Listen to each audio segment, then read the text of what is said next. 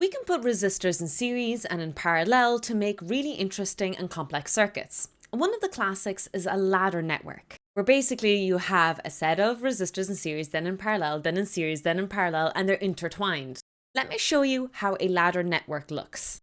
This is a common schematic of a ladder network. I'm supplying 12 volts in this case, and all the resistors are of varying values. Resistor 1, 2, 3, 4, 5, and 6. They're all connected to ground. If it makes this easier to understand, you can imagine a line going straight through here back to the power supply. Now, the first step that we want to do is we want to calculate what the total resistance of this network is if we wish to calculate what the current is through each section. And you might be panicking and thinking, well, what's in series and what's in parallel? How do I identify which one is which? So we're going to take it slowly step by step and start backwards. Not at the power supply, but at the furthermost point, highlighted as point B. Really, at point B, all we have is two sets of resistors in parallel. We have R4 in parallel with R5 and R6, two resistors in series. So if this guy was 100 ohms and this guy was 100 ohms, you put them in series together, they would just be 200 ohms. So the resistance at the point B is the multiplication of the two resistors in parallel over the sum of the two resistors in parallel. Remember they're in brackets, R5 and R6, because we're pretending they're one equivalent resistor, since they're in series. Sub in all our values, and we get an equivalent resistance of 1028 ohms.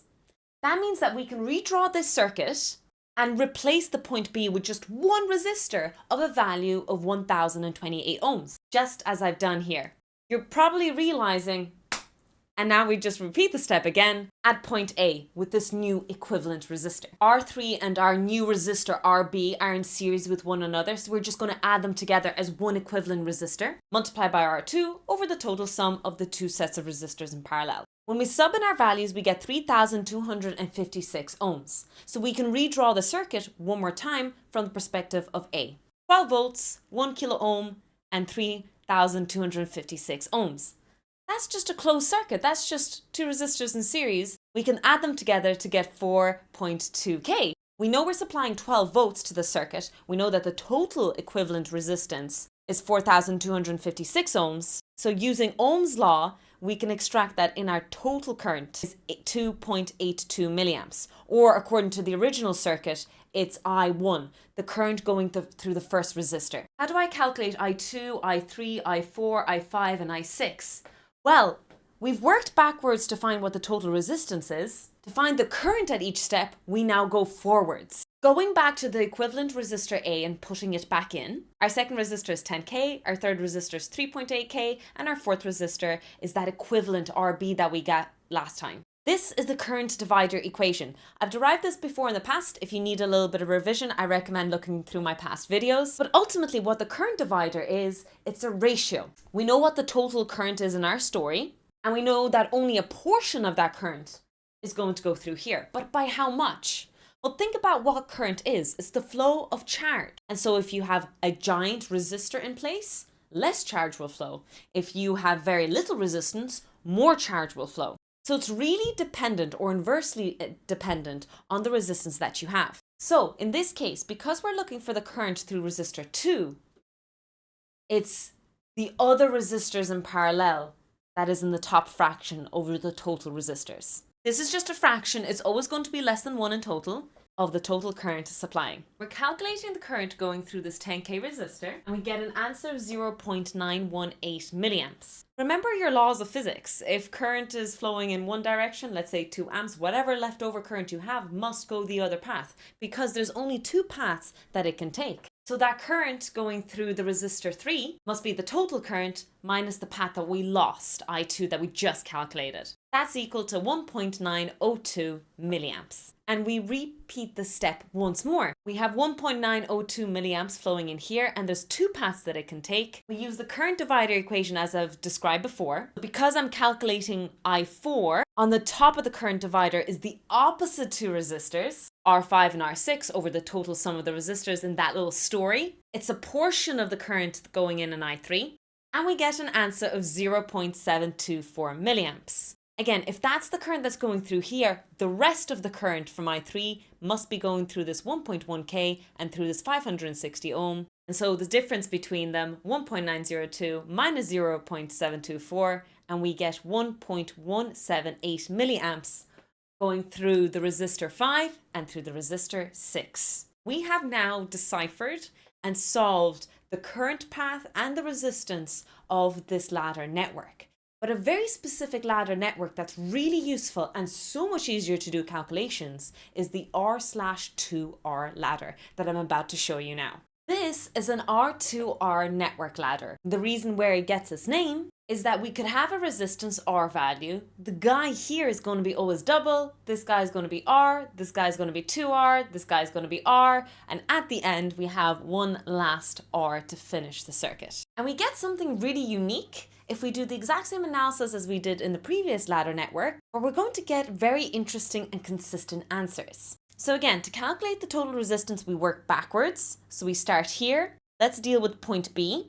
R4 multiplied by these two resistors in series, just add them together in brackets, over the total sum of all those resistors, and we get 5 kilo ohms.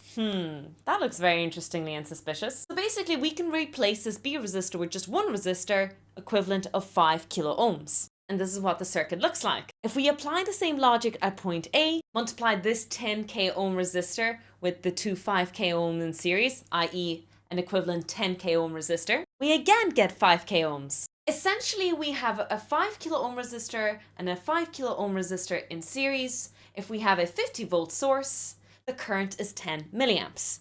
Via Ohm's law, V is equal to IR. Now, what if we wanted to know what the current is at every step of the ladder? Well, we do the exact same thing as we did previously. We work forwards now. We know what the total current going in here is, and it splits into two paths, into a 10 kilo ohm path and a 10 kilo ohm path. I've provided the mathematics using the current divider equation. However, if you are very comfortable with electronics, you know that if you have two equal resistors, 10 kilo ohm and 10 kilo ohm, the current is literally going to split in half. So if we have 10 milliamps going through them, you'll have 5 milliamps on one side and 5 milliamps in the other, as you can see here. We can repeat this step again by extending the current out one more time. So now that we have 5 milliamps of current going through point B, it's split between two paths. And again, hopefully instinctually you know this now. This is 10 kilo ohms.